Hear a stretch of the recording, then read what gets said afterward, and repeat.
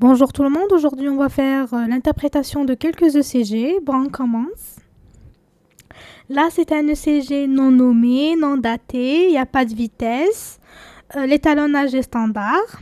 Il y a 12 dérivations avec un D de long. Bon,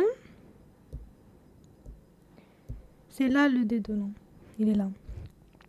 Bon, PQRST négatif en AVR, il est de bonne qualité l'ECG. Bon, pour le rythme semble régulier. Regardez. RR, les intervalles RR sont égaux.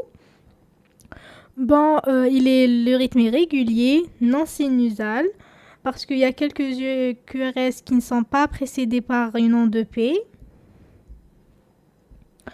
Il est non sinusal.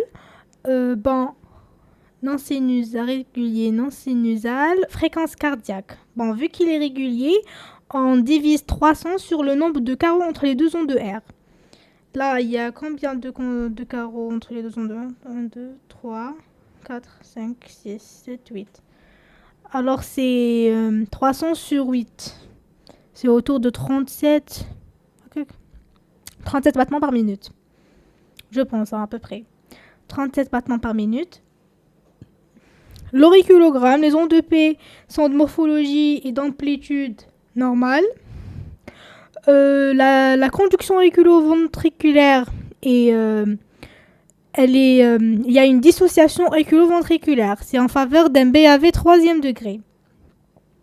Les ondes de P sont dissociées des QRS. Même les ondes de P sont plus rapides que les QRS.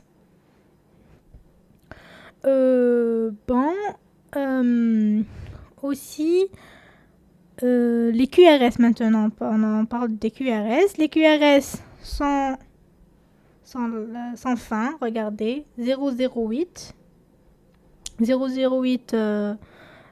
secondes, inférieur à 0,12. L'axe des QRS, là c'est D1 est positif, D2 est positif, alors l'axe est normal.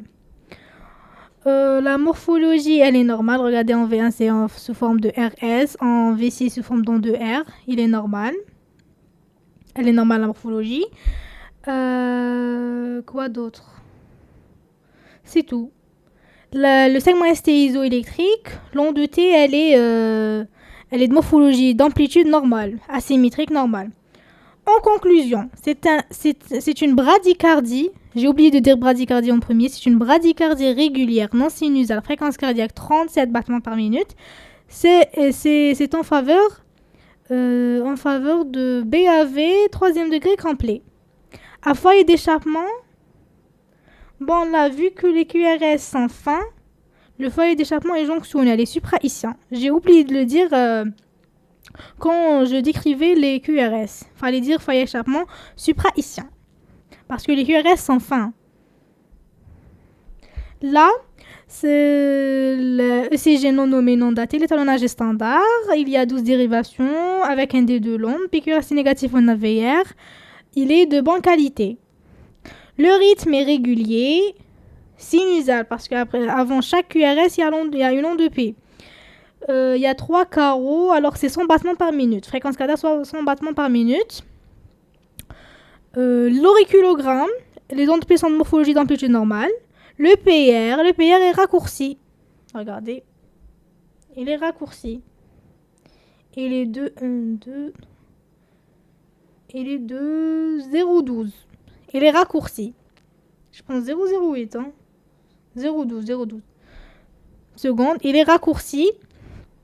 Alors, c'est un rythme de préexcitation. C'est le syndrome de Wolff-Parkinson-White. Pour les QRS, sont élargis supérieurs à 0,12 secondes. Il y a l'onde de delta de préexcitation. L'axe des QRS est normal vu que en D1 et D2, les QRS sont positifs. Alors l'axe est normal. La morphologie, regardez. En V1, il y a le QS, RQS. En V6, il y a un R crocheté. Là, on ne peut pas dire qu'il y a un bloc de branche gauche. Parce que le PR est inférieur à 0,12 et raccourci. on dira qu'il y a un retard gauche. Un retard gauche, c'est ça. Parce que la voie accessoire, le faisceau de Kent, il est présent à droite. À droite, alors le ventricule gauche va être, on va dire, va se dépolariser en retard par rapport au ventricule droit, va se dépolariser de proche en proche. Quoi d'autre? Bon, pour le segment ST, il y a un sous-décalage. Sous-décalage du segment ST en D1, D2, sus en V1, V2. Ce sont des troubles de repolarisation secondaires au Wolff-Parkinson-White. Mais l'onde de T, elle est négative en AVL. AVL, quoi d'autre? C'est tout. Les autres ondes de T sont positives, normales, asymétriques, d'amplitude normale. En conclusion, c'est un rythme de préexcitation Wolff-Parkinson-White, un rythme régulier, non sinusal. Non sinusal parce que je ne sais pas si je l'ai dit en premier, parce qu'il y a la présence de voix accessoires. Alors c'est pas sinusal, c'est non sinusal. C'est un rythme de préexcitation Wolff-Parkinson-White, un rythme régulier, non sinusal, la fréquence cardiaque, 100 battements par minute. Et c'est tout. Et j'ai fini, merci pour votre attention.